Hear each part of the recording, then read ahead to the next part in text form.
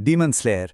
इसमें एक कैरेक्टर है जो मतलब सुअर का मास्क पहनता है, खुद की बनाई हुई ब्रीदिंग टेक्निक से लड़ता है और जिसे पाला पोसा है जंगली जानवरों ने। बिल्कुल सही। आज हम बात करने वाले हैं इनोसुके हाशिबिरा की और समझेंगे कि इस मास्क के पीछे आखिर क्या कहानी छुपी है।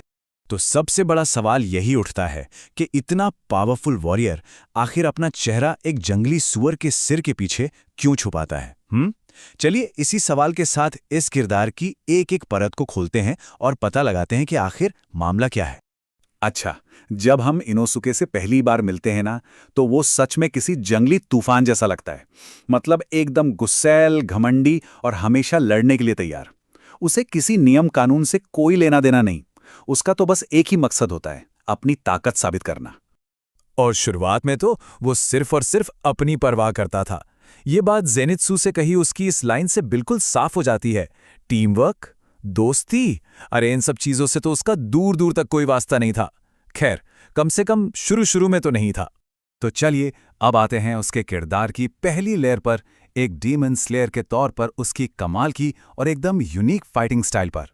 इनोसुके की सबसे बड़ी खासियत पता है क्या है? उसकी बीस्ट ब्रीदिंग। ये एक ऐसी ब्रीदिंग स्टाइल है जो उसने खुद इजाद की है। हाँ, ये विंड ब्रीदिंग से ही निकली है, लेकिन ये पूरी तरह से जंगली जानवरों की तरह है। उनकी जैसी अनप्रेडिक्टेबल चालें, उनके जैसे तेज सेंसेस, जो दिखाता है कि उसकी परवरिश आखिर हुई कैसे है। और कमाल की बात यह है कि उसकी स्टाइल के फॉर्म्स को फैंग्स कहा जाता है, मतलब जानवर के नुकीले दांत। इसमें पियर्स जैसे सीधे साधे अटैक भी हैं, तो वहीं स्पेशल अवेयरनेस जैसी जबरदस्त टेक्निक भी है। सोचिए, इस टेक्निक से वो सिर्फ हवा की वाइब्रेशन महसूस करके पूरे के पूरे पहाड़ पर दुश्मनों को ढूंढ सकता है। कमाल है ना? लेकिन रुकिए, कहानी सिर्फ बीस्ट ब्रीदिंग पर खत्म नहीं होती। इनोसुके का शरीर मतलब इतना लचीला है कि वो अटैक से बचने के लिए अपने जॉइंट्स तक डिसलोकेट कर सकता है। उसकी टच करने की सेंस इतनी शार्प है कि वो हवा में छोटी से छोटी हरकत को भी महसूस कर लेता है। और हाँ, उसकी वो दो दांतेदार तलवारें, वो कोई आम तलवारें नहीं हैं। उन्हें उसने खुद पत्थरों से घिस घिस कर ऐसा बनाया है जो उसकी वाइल्ड फाइटिंग स्टाइल को एकदम सूट करती हैं। ओके, तो अब उसकी फाइटिंग स्टाइल से हटकर उसके किरदार के इमोशनल साइड पर चलते हैं, उस दुख भरी कहानी पर जिसने उसे वो बनाया जो वो आज है। देखिए, इनोसुके की कहानी असल में बहुत बहुत दर्दनाक है। उसकी माँ कोतोहा एक हिंसक पति से बचकर एक आश्रम जैसी जगह में पनाह लेती है, पर उसे क्या पता था कि उस जगह का लीडर असल में अपर मून डीमन डोमा है, जो अपने ही मानने वालों को खा जाता था। जैसे ही कोतोहा को यह भयानक सच पता चला, वो अपने बच्चे को लेकर वहां से भागी।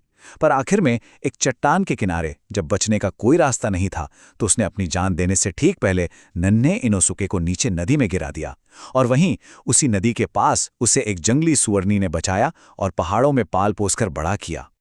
और यहीं पर उसके सुअर के मास्क का राज खुलता है। वो मास्क सिर्फ एक पहचान नहीं है, वो एक श्रद्धांजलि है उस माँ के लिए जिसे वो असल में जानता था, वो जंगली सुअरनी। ये उस माँ को सम्मान देने का इनोसुके का अपना अनोखा तरीका है। तो चलिए अब इन दोनों चीजों को जोड़ते हैं, उसके दुख भरे अतीत को और उसके आज के अजीब बर्ताव को। कोशिश करते हैं उस जानवर के मास्क के पीछे छिपे हुए असली लड़के को समझने की। देखा जाए तो इनोसुके के दो साइड्स हैं।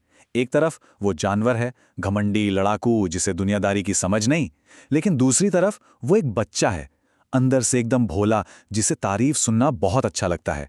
और हाँ, वो अपने दोस्तों के लिए जान तक दे सकता है।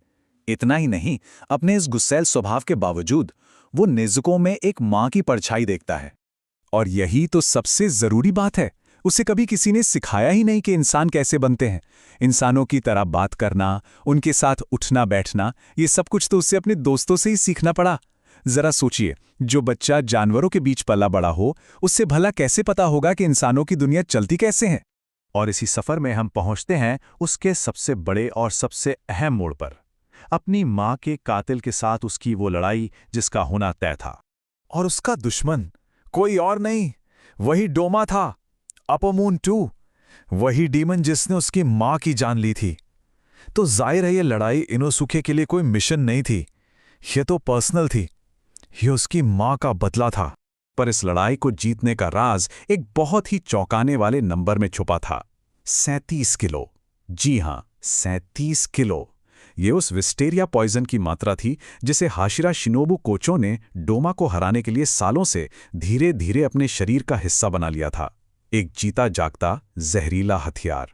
तो होता यह है कि शिनोबु खुद को कुर्बान कर देती है और डोमा उसे अपने अंदर सोख लेता है। बस यहीं से उसका खेल खत्म होना शुरू होता है। वो 37 किलो जहर डोमा को अंदर ही अंदर से पिघलाने लगता है और जैसे ही वो कमजोर पड़ता है, इनोसुके और कनाओ मिलकर उस पर आखिरी हमला बोल देते हैं और वो फाइनल ब्लो, वो आखिरी वार इनोसुके ही करता है।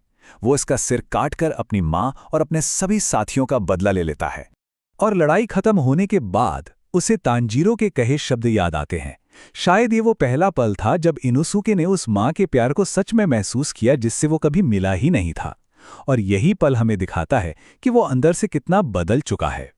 तो आखिर में सवाल ये उठता है कि इनोसुके की सबसे बड़ी ताकत उसकी जंगली पावर है या फिर उसके अंदर छिपी हुई इंसानियत। ये हमें सोचने पे मजबूर करता है कि जब एक जानवर को आखिर में अपना झुंड मिल जाता है तो क्या होता है। उसका ये सफ़र एक अकेले जंगली लड़के से एक वफादार दोस्त बनने तक का सच में एक कमाल की कहानी है।